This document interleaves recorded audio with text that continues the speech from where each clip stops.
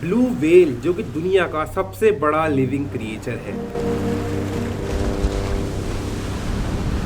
ये इतनी बड़ी होती हैं, एक कमर्शियल एरोप्लेन बोइंग 737 जितना बड़ा इनका साइज होता है और वजन एक बिल्डिंग जितना भारी ये होती है। लेकिन जितनी ज़्यादा ये बड़ी और भारी है उतनी ज़्यादा हमारे लिए ज़रूरी भी है, क्योंकि अगर इस दुनिया में सारी ब्लू व्हेल ख़त्म हो जाएं तो अर्थ अपना आधा ऑक्सीजन लूज कर देगी। जी हाँ, वही ऑक्सीजन जो आप इनहेल करते हो।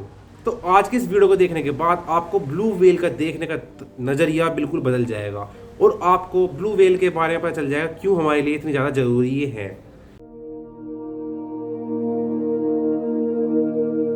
वेल्स हमारे लिए बहुत ज़्यादा इंपॉर्टेंट है। पता है कैसे? जो आप अभी सांस ले रहे हो ना, उसके पीछे एक वेल्स का हाथ है। मतलब एक ब्लू व्हेल पानी में तैर रही होगी, वो आपकी कहीं ना कहीं हेल्प कर रही है आपको सांस दिलवाने के लिए। पता है कैसे?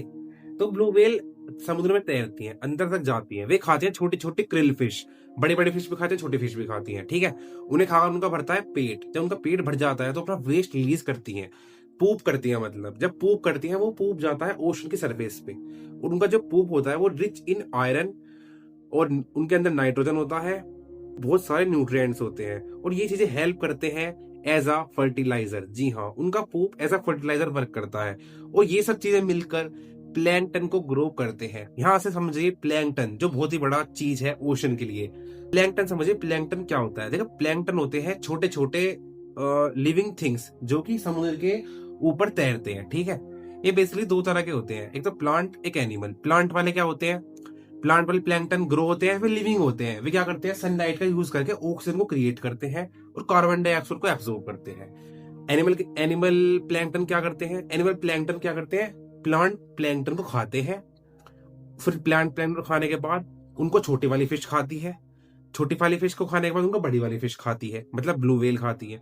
और वही फिर दोबारा ब्लू व्हेल पूप, मतलब व्हेल पूप करती है, फर्टिलाइजर बनता है, उसकी वजह से प्लैंकटन ग्रो होता है और यही सब साइकिल मिलकर ऑक्सीजन को क्रिएट करती है। प्लैंकटन इस अर्थ पर 50% ऑक्सीजन क्रिएट करने में हेल्प करते हैं। जितनी ज्यादा हमारे लिए फॉरेस्ट जरूरी है, जितने ज्यादा पेड़ पौधे जरूरी है, उतनी ज्यादा वेल्स जरूरी है। क्योंकि अगर ज्यादा वेल्स होंगी, वेल्स की पॉपुलेशन ज्यादा होगी तो वे ज्यादा पूप करेंगी। ज्यादा पूप करेंगी तो वो नहीं, ज्यादा फर्टिलाइजर क्रिएट होगा। फर्टिलाइजर क्रिएट होने के बाद प्लैंकटन ग्रो होंगे। प्लैंकटन जितने ज्यादा क्रिएट होंगे उतने ज्यादा अर्थ पर ऑक्सीजन आएगा। समझ रहे हो?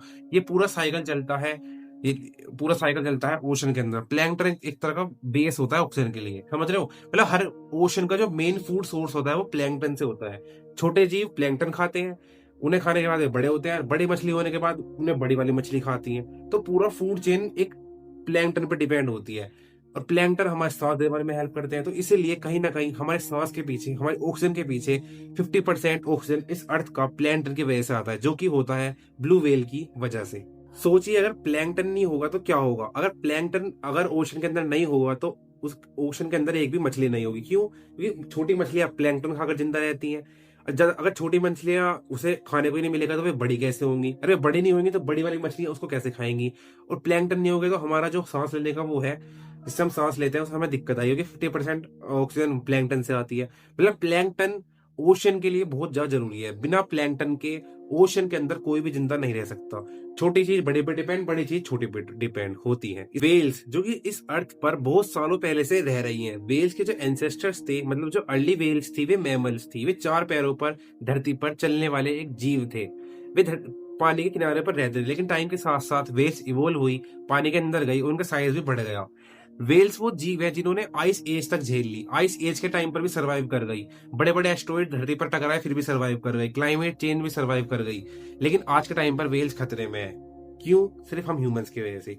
आज के टाइम पर ओशन के अंदर शिप का ट्रैफिक इतना बढ़ चुका है, हर जगह शिप जाती रहती हैं, तो उससे वेल्स को दिक्कत होती है। वेल्स का लाइफ स्पैन, कुछ कुछ वेल्स की स्पीसीज 2 सालों तक भी जीती है, वरना 100 साल 80 साल तो होता ही है इनका लाइफ स्पैन। लेकिन जो शिप जाती हैं उनसे वेल्स को इंजर्ड कर देती हैं उनको, क्योंकि वे शिप के नीचे आ जाती है तो इंजर्ड हो जाती हैं और वे जल्दी मर जाती हैं।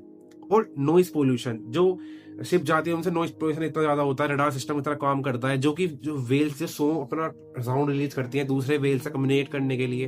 अपने मतलब वेल्स के साउंड है वो तो अपने आप में एक मिस्ट्री है। वे अपना साउंड क्रिएट करती हैं जिससे कम्युनिकेट कर पाए, अपनी फैमिली मेंबर से मिल पाए। उसमें भी डिस्टर्बेंस हो रहा है। इसकी वजह से वेल्स की जो पॉपुलेशन है वो धीरे धीरे डिक्रीज हो रही है और ये हमारे लिए अच्छी बात नहीं है। क्योंकि अगर वेल्स नहीं होगी तो शायद हम ह्यूमंस के लिए यहाँ पर सांस लेना बहुत बेकार हो जाएगा, क्योंकि वेल्स हेल्प हेल्प करती हैं प्लैंकटन को ग्रो करने के लिए, और प्लैंकटन हेल्प करते हैं 50% ऑक्सीजन अर्थ का बनाने के लिए। एक तरह से वेल्स, अगर समुद्र के अंदर लंग्स हैं तो वेल्स उसको चलाने वाला सिस्टम है, समझ रहे हो? तो वेल्स हमारे लिए बहुत ज्यादा इंपॉर्टेंट है। वेल्स का दिमाग नेचर ने इस तरीके से बनाया है, देखो समुद्र इतना बड़ा होता है, इतना बड़ा डीप होता है समुद्र, तो इतने बड़े समुद्र में कैसे पहुंच रहेगा कहाँ पर कोई इनका रिलेटिव है, मतलब कौन इनके साथ वाली वेल है, कहाँ पर इनको खाना मिलेगा। तो वेल्स का दिमाग इतना शार्प होता है, वे बड़े से बड़े ओशन में माइग्रेट कर पाती हैं, जैसे थाउजेंड ऑफ किलोमीटर कहाँ पे किस तरीके जाना है, कहाँ से कौन सा रूट है। लेकिन आजकल जो शिप आ गई है, शिप की वजह से माइग्रेट चेंज हो जाते हैं, जहां पर उनका रास्ता है वहां पर शिप, ऊपर शिप जा रही है, शिप के नीचे भी आ गए इंजर्ड हो जाती हैं, इसलिए इसकी वजह से लाइफ स्पैन भी कम हो रहा है। तो ये सब चीजें बहुत ज्यादा वेल्स के पॉपुलेशन का अफेक्ट कर रही हैं, समझ रहे हो? मतलब नेचर ने बनाया इस तरीके से है कि अपना दिमाग याद कर पाए, साउंड्स निकालना जिससे दूसरे से कम्युनिकेट कर पाए, ट्रांसलेशन कर पाए, लेकिन नॉइज पोल्यूशन की वजह से उसमें भी दिक्कत हो रही है। तो हर किसी वजह से वेल्स के लिए हम खतरे में ही, हम उनके लिए कुछ भी कर रहे हैं तो दिक्कत ही कर रहे हैं। प्लास्टिक, हम प्लास्टिक डालते हैं जिससे फर्टिलाइजेशन कम हो रहा है, उनको खाना नहीं मिल पा रहा, और उनके मुंह में गलत चीज जा रही है, तो हर चीज से वेल्स हमसे अफेक्ट हो रही है, ह्यूमन से। तो यही सब चीजें हम अगर चाहेंगे तो तभी कुछ हो सकता है, वरना तो कुछ नहीं होगा। तो वेल्स की पॉपुलेशन को हमें बचाना चाहिए भी।